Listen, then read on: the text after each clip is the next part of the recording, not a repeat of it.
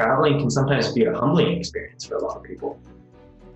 Definitely, yeah. I mean, it definitely gives you perspective, because I've been to the Middle East and seen just all different kinds of ways of life, and it really puts into perspective that your problems or your day-to-day is almost, it doesn't matter in the whole scheme of things, but it makes you, like I said, makes you feel small in the best way, because so many other people have so much other stuff going on that me dropping my coffee is nothing compared to someone not being able to go home or, go back to their home country or anything like that. And I'm always on the hunt just to gain more perspective. And I wish it's something everybody had the opportunity to do, because it really, really does humble you, kind of puts you in your place a bit.